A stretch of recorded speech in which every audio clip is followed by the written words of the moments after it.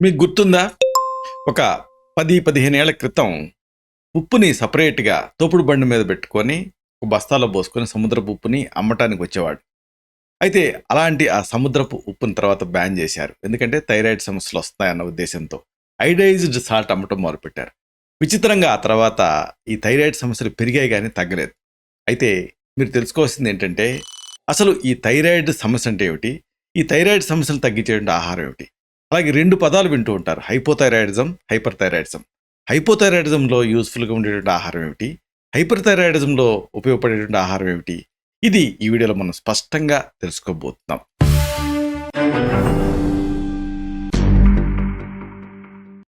మిత్రులారా నమస్కారం.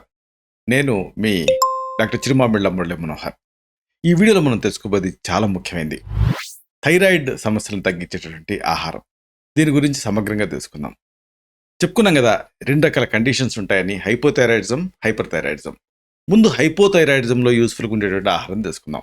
దీంట్లో కూడా మళ్ళీ వాడుకోవాల్సినవేమిటి, మానేయాల్సినవేమిటి అనేది తెలుసుకుందాం. హైపోథైరాయిడిజంలో మీరు వాడుకోవాల్సిన ఆహారం ఏమిటంటే, ఐరన్ రిచ్ ఫుడ్స్‌ని వాడుకోవాలి. అంటే సముద్రపు నాచు, సీవీడ్ అంటారు. ఇంకా అయోడైజ్డ్ ఉప్పు వాడుకోవచ్చు. అలాగే సీ ఫుడ్ మెయిన్‌గా వాడుకోవాలి. అంటే చేపలు, రొయ్యలు వీటిని వాడుకోవాలి హైపోథైరాయిడిజం ఉంటే. అలాగే సెలీనియం ఎక్కువగా ఉండేటువంటి ఆహారాలు కూడా వాడుకోవాలి హైపోథైరాయిడిజంలో. అంటే బ్రెజిల్ నట్స్, పొద్దుతిరుగుడు గింజలు, కాయధాన్యాలు, శనగలు వీటిని వాడుకోవాలి. వీటి వల్ల సెలీనియం అందుతుంది. దీనివల్ల హైపోథైరాయిడిజంలో యూజ్‌ఫుల్‌గా ఉంటుంది. ఇక మూడో వర్గం పండ్లు, కూరగాయలు. మెయిన్‌గా బెర్రీస్, నారింజ, బెల్ పెప్పర్, బెంగుళూరు మిరప అంటారు. అలాగే బచ్చలి కూర, ఇంకా బ్రకోలీ, క్యారెట్స్ ఇవి హైపోథైరాయిడిజంలో యూజ్‌ఫుల్‌గా ఉంటాయి. ఇక డైరీ విషయానికి వస్తే హైపోథైరాయిడిజంలో పాలు, పెరుగు, జున్ను మితంగా వాడుకోవచ్చు. ఇక తృణధాన్యాల విషయానికి వస్తే హైపోథైరాయిడిజంలో క్వినోవా, మిల్లెట్స్, బార్లీ, ఓట్స్ వీటిని వాడుకోవచ్చు. ఇక ప్రోటీన్ కూడా అవసరం కదా, లీన్ ప్రోటీన్ వాడుకోవాలి హైపోథైరాయిడిజంలో. అంటే చికెన్, సోయా నుంచి తయారయ్యేటువంటి టోపు, కాయధాన్యాలు, బీన్స్, అలాగే ఈ ప్రోటీన్ కోసం, లీన్ ప్రోటీన్ కోసం సముద్రపు చేపలు వాడుకోవాలి హైపోథైరాయిడిజంలో. ఇక కొవ్వులు కూడా అవసరం కదా, ఆరోగ్యకరమైనటువంటి కొవ్వు కోసం హైపోథైరాయిడిజంలో బాదం, అవిసె గింజలు, చియా సీడ్స్, అవకాడో పండు వీటిని వాడుకోవచ్చు. ఇక మూలికలు, సుగంధ ద్రవ్యాల విషయానికి వస్తే పసుపు, అల్లం, వెల్లుల్లి, మెయిన్గా దాల్చిన చెక్క ఇవి హైపోథైరాయిడిజంలో సహాయపడతాయి. ఇక హైపోథైరాయిడిజంలో మానుకోవాల్సినవి ఏమిటి అంటే, ఒకటి గాయట్రోజెనిక్ ఫుడ్, అంటే ఈ గ్రంథిని పెంచేటువంటి ఫుడ్. క్యాబేజీ, క్యాలీఫ్లవరు, బ్రకోలీ ఇలాగా ఈ క్రుసిఫెరస్ కూరగాయల్ని మీరు మినిమైజ్ చేసుకోవాలి. ఇక మెయిన్గా హైపోథైరాయిడిజం మీకుంటే మీరు మానేయాల్సింది సోయా. అంటే సోయా నుంచి తయారయ్యేటువంటి టోపు కానీ, సోయా మిల్క్ కానీ ఇలాంటి వాటిని, సోయా ఉత్పత్తుల్ని మీరు మినిమైజ్ చేసుకోవాలి హైపోథైరాయిడిజం ఉంటే. ఇక ప్రాసెస్ చేసినటువంటి ఆహారాలు, అలాగే శుద్ధి చేసినటువంటి చక్కెరలను కూడా మినిమైజ్ చేసుకోవాలి హైపోథైరాయిడిజం ఉంటే. ఇదంతా హైపోథైరాయిడిజం గురించి. ఇక రెండో కండిషన్ హైపర్ థైరాయిడిజం. దీంట్లో మీరు వాడుకోవాల్సిన పదార్థాలు ఏమిటంటే, హైపోకి వ్యతిరేకంగా వాడుకోవాలి. ఐరన్ తక్కువ ఉండేటువంటి ఆహారాలను బాగా వాడుకోవాలి. అంటే ఏమిటి, ఐరన్ ఇప్పుడు ఉదాహరణకు మీరు చేపలు వాడుకోవాలనుకుంటున్నారనుకోండి, సముద్రపు చేపల బదులుగా ఫ్రెష్ వాటర్ అంటే చేపల చెరువులోంచి తెచ్చినటువంటి చేపలు వాడుకోవచ్చు. ఇక హైపర్ థైరాయిడిజంలో మీరు వాడుకోవాల్సింది హైపోకి ఆపోజిట్, అంటే క్రుసిఫెరస్ కూరగాయలు బాగా వాడుకోవాలి. అంటే క్యాబేజీ, క్యాలీఫ్లవర్లు, బ్రకోలీ ఇలాంటి వీటిని పరిమితంగా వాడుకుంటూ ఉండాలి. ఇంకా మెయిన్గా తృణధాన్యాల విషయానికి వస్తే brown rice, whole wheat, oats వీటిని హైపర్ థైరాయిడిజంలో వాడుకోవచ్చు. పండ్లు, కూరగాయల విషయానికి వస్తే బెర్రీలు, యాపిల్స్, బేరీ, అరటిపండు, స్క్వాష్, చిలకడ దుంపలు వీటిని వాడుకుంటూ ఉండాలి హైపర్ థైరాయిడిజంలో.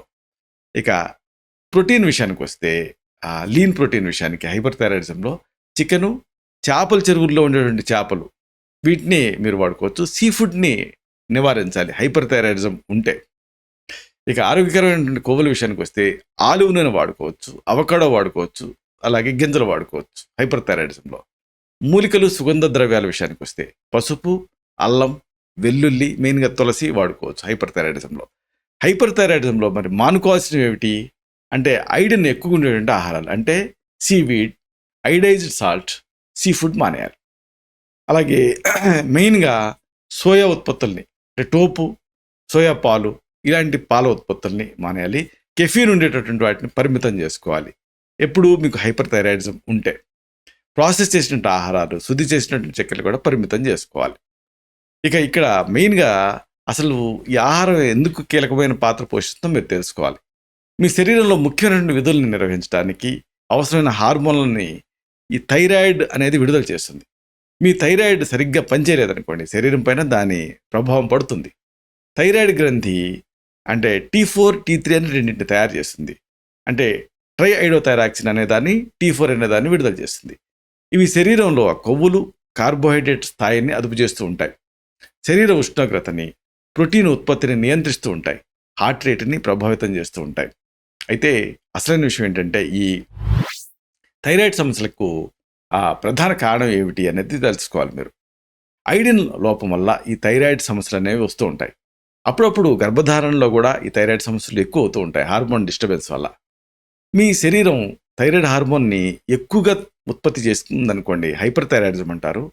తక్కువ ఉత్పత్తి చేస్తుంటే హైపోథైరాయిడిజం అనేది వస్తుంది. ఈ వ్యాధులు సాధారణంగా వంశపారపర్యంగా వస్తూ ఉంటాయి. పురుషులు, స్త్రీలలో ఏ వయసులోనైనా ఇవి వచ్చే అవకాశం ఉంది. అయితే 20 నుంచి 30 ఏళ్ల వయసులో ఎక్కువగా మహిళల్లో ఈ హైపోథైరాయిడిజం అనే సమస్య వస్తూ ఉంటుంది. అయితే ఎలా తెలుస్తుంది? థైరాయిడ్ సమస్య వచ్చే ముందు కొన్ని సంకేతాలు మీకు కనిపిస్తూ ఉంటాయి. ప్రధానంగా అలసటగా అనిపిస్తూ ఉంటుంది. అకస్మాత్తుగా బరువు పెరుగుతారు హైపోథైరాయిడిజంలో. హైపర్ థైరాయిడిజంలో ఏమో బరువు తగ్గిపోతారు. నిద్ర పట్టదు. ఇంకా ఈ థైరాయిడ్ ఇక్కడ మీరు గమనిస్తే థైరాయిడ్ గ్రంథి పెరిగిపోయి కనిపిస్తుంది. కండాల బలహీనత ఉంటుంది. చలిగా అనిపిస్తూ ఉంటుంది. అయితే మీకు మీరే ఇంట్లో ఈ థైరాయిడ్ని ఎలా చెక్ చేసుకోవచ్చు అంటే సింపుల్. ఈ మెయిన్గా గ్రంథి పెరిగిందా లేదా మీకు తెలుస్తుంది. అంటే గాయిటర్ ఉందా లేదా అనేది తెలుస్తుంది. అద్దం ముందు నిలబడి మీ మెడ దిగువ భాగాన ఈ కాలర్ బోన్ పైన ఆ స్వరపేటిక పైన దృష్టి పెట్టండి. ఇప్పుడు మీ తలని ఇలాగా వెనక్కి వాల్చి నీరు తాగండి. నీరు మింగుతున్నప్పుడు మీ మెడ భాగంలో ఏదైనా ఉబ్బెత్తుగా వచ్చినట్టు కనిపిస్తుందేమో చూడండి. అప్పుడు మీకు గాయిటర్ ఉందని అర్థం. హైపర్ థైరాయిడిజంలోనూ గాయిటర్ ఉంటుంది, హైపోథైరాయిడిజంలోనూ గాయిటర్ ఉంటుంది. మరి దీంట్లో యూస్ఫుల్గా ఉండేటటువంటి మెయిన్ ఆహారాలు ఏమిటి అంటే, ఒకటి ఉసిరి. ఉసిరిలో విటమిన్ సి ఉంటుంది. ఇది థైరాయిడ్ సమస్యలు నివారించడానికి, రోగనిరోధక శక్తిని పెంచడానికి ఉసిరికాయ అనేది మీకు ఉపయోగపడుతుంది. మీకు తెలుసో లేదో, నారింజ కంటే 8 రెట్లు, అలాగే దానిమ్మ కంటే 17 రెట్లు ఎక్కువ విటమిన్ సి ఈ ఉసిరిలో ఉంటుంది. ఉసిరి ఆ జుట్టుని బాగా పెంచుతుంది. హైపోథైరాయిడిజంలో ఇదే పెద్ద సమస్య, హైపర్లో కూడా ఇదే సమస్య.